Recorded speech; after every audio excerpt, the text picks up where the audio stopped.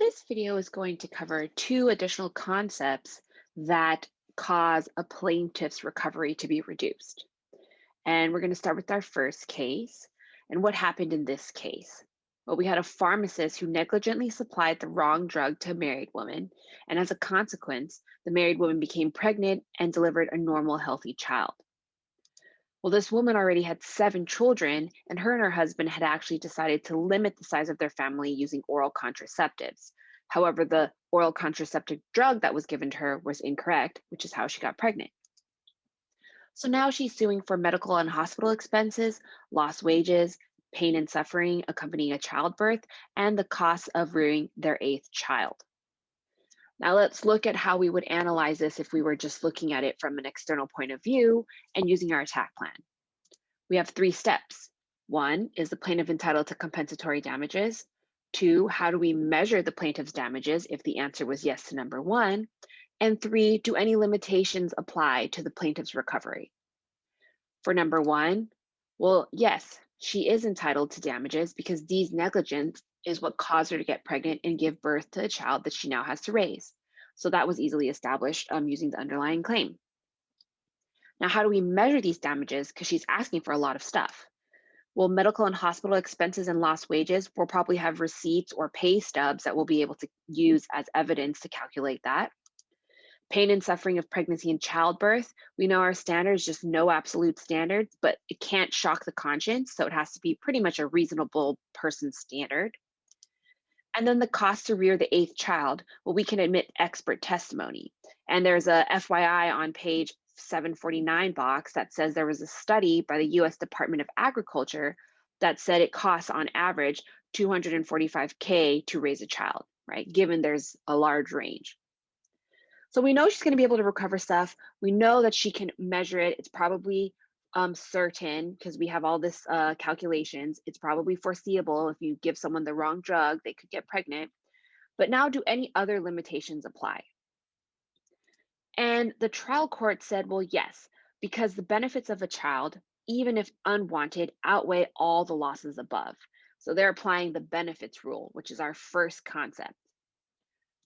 However, the appellate court reversed and remanded this for trial because it was decided on summary judgment, because the appellate court said that each case must be examined on a case by case basis. The trial court cannot unilaterally determine that any child is going to be a benefit to a family. What was the rule the court used to make its decision? Well, it was the benefits rule on page 751. And the benefits rule is essentially when the defendant's conduct has conferred upon the plaintiff a special benefit to the interest which was harmed, the value of the benefit conferred is considered in the mitigation of damages. The dollar value of the benefit is to be subtracted from the dollar value of the injury in arriving at the amount of damages properly awarded.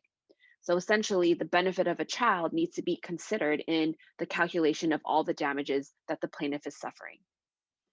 Now, the appellate court said the trier of fact in these situations needs to look at the family size, the family income, the age of the parents, the marital status, and any other factors which the birth of a particular child represents a benefit to its parents. It's not just a categorical rule that having an extra child is always a benefit. And so here's a real life example, right? To determine whether pregnancy, childbearing, and child rearing is actually a benefit and how much it's worth.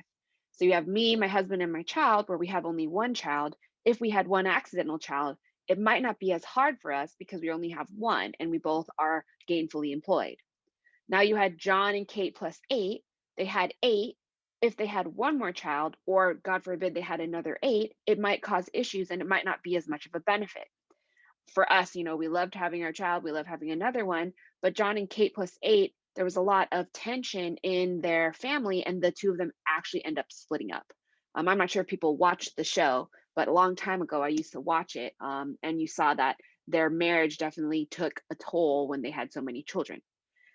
So you could see in both these situations, the analysis would be different, and this issue of whether a child is a benefit should not be decided on summary judgment. It should be decided by the jury. But the big picture rule that I want you to take away from this and to remember is, well, when can a plaintiff actually retain any benefits it gets from a defendant's misconduct? You usually have two situations you're dealing with. One, benefits that come from the defendant because of the defendant's misconduct.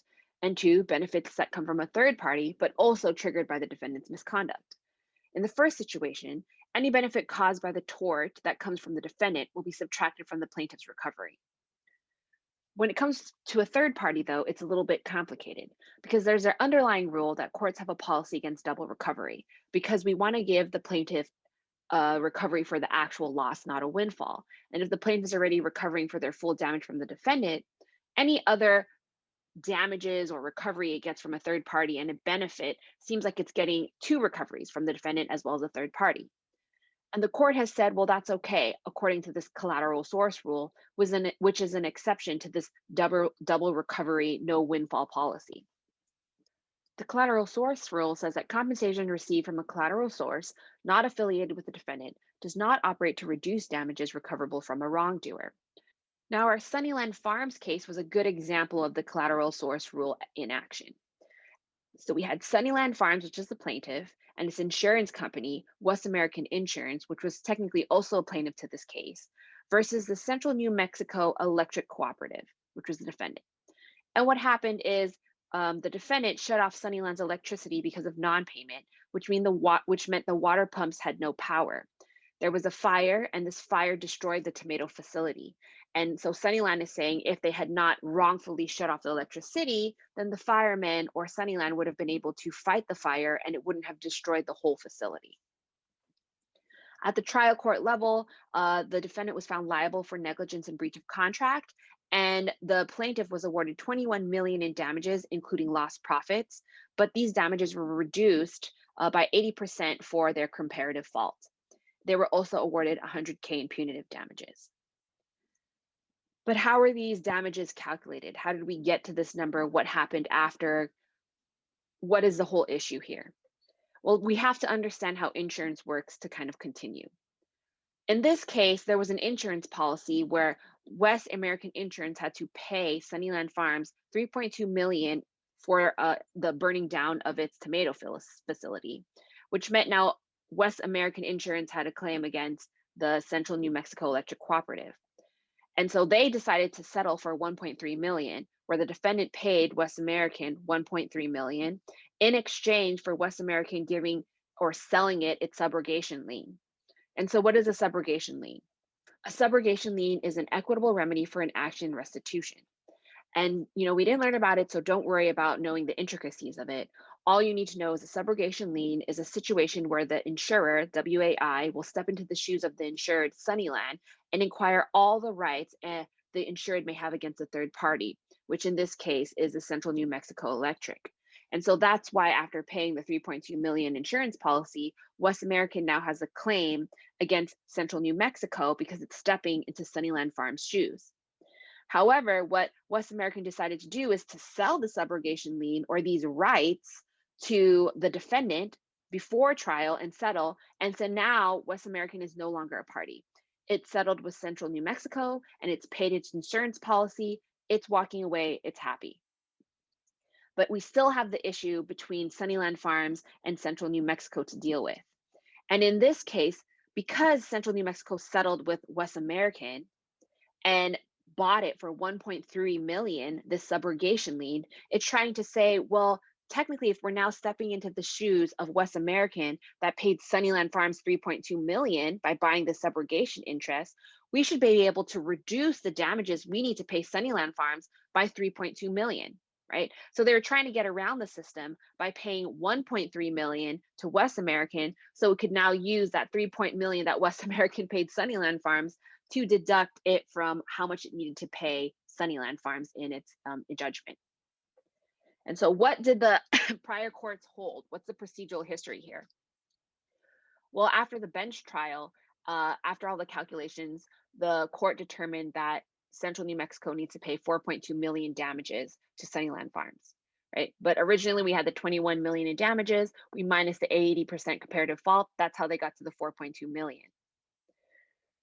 And then the trial court decided, well, even though they owe 4.2 million, we're going to allow this whole argument that Central New Mexico is making that it bought the subrogation interest for 1.3 million, but now we can offset it by 3.2 million, which is what West America played Sunnyland Farms, which meant it only had 1 million in damages remaining to pay to Sunnyland Farms. And the Court of Appeals affirmed this, right? Because they're trying to say Sunnyland Farms can't get 3.2 million from West American and then get another 4.2 million from Central New Mexico. They'll get a windfall. It's like double recovery. And now this issue is at the Supreme Court. And what is the issue that the Supreme Court is trying to determine after all this drama? Well, the Supreme Court is trying to determine, does a collateral source, for example, in this case, Sunnyland's insurer, West American, remain collateral to the defendant after settling with it and transferring its subrogation rights? And they disagreed with the trial court and the Court of Appeals, and it said, yes, it's still collateral. The person asserting the right to subrogation must be without fault. A defendant who has been found liable is ordinarily expected to pay the plaintiff's full damages. It does not matter if the defendant has attempted to step into the shoes of the collateral source by contract, which is exactly what happened here through the settlement where it paid 1.3 million to get the subrogation lien rights. The defendant must still pay the full damages even if the plaintiff recovers twice. And so basically the plaintiff is entitled to the $4.2 million. Now, how does this holding impact the insurer's rights or impact the defendant settling with the insurer? Because we still have West American that was willing to sell the rights to the defendant. And that explanation was on page 759, where the court explained, well, the defendant can still settle with the plaintiff's insurance company because the plaintiff's insurance company still has those rights to step into Sunnyland Farms' shoes and sue the defendant. So it can settle however it wants. And insurance companies can still sell and transfer their subrogation liens. They just cannot transfer it to the defendant as a settlement agreement. And if they decide to do that, they now understand that neither the insurance payments to the plaintiff nor the defendant's payments to the insurer at the time of settlement will offset the damages that the defendant must pay to the plaintiff. So it pretty much said everything that Central New Mexico did in this case, we're not going to buy it, you still got to pay. Now, why does this exception to New Mexico's policy against double recovery exist? Why does the collateral source rule exist? Well, we want the injured person, not the wrongdoer, to benefit. So we don't want Central New Mexico, the defendant who was found negligent and in breach of contract, to benefit from the fact that Sunnyland Farms had an insurance company by buying the subrogation interest and then deducting it from its payment that it has to give Sunnyland Farms. Also, plaintiffs are rarely fully compensated. So even though it's 4.2 million, you saw there was the comparative fault that was added, and there's attorney fees that have to be paid, and sometimes they might just get less based on, how it was calculated. Subrogation benefits are usually for those secondarily liable, not for the wrongdoer. So we don't want to now shift this extra benefit to the wrongdoer, because if we allow that, it won't properly deter wrongful conduct. And so what are some examples of collateral sources? Well, you saw here we had insurance. There's also workers' compensation, unemployment, Social Security, Medicaid, and gratuitous aid. Most collateral sources you'll see usually has the plaintiff paying some sort of premium or paying into some pot so they can get the benefit later, which is also another policy where technically it's not double recovery because the plaintiff has paid for this benefit and that's triggered by a third party's misconduct. So main takeaways, the first rule you should memorize is when a defendant's conduct has caused harm, but also conferred a benefit upon the plaintiff to the interest which was harmed, the dollar value of the benefit conferred will be subtracted from the dollar value of the injury, where this is equitable. So basically, if there's a benefit caused by the defendant, it's going to be subtracted from the plaintiff's recovery. And two, the collateral source rule, which is an exception to the benefits rule. If a plaintiff is compensated for his or her injuries by any source unaffiliated with the defendant must still pay the full damages, even if it means the plaintiff recovers twice.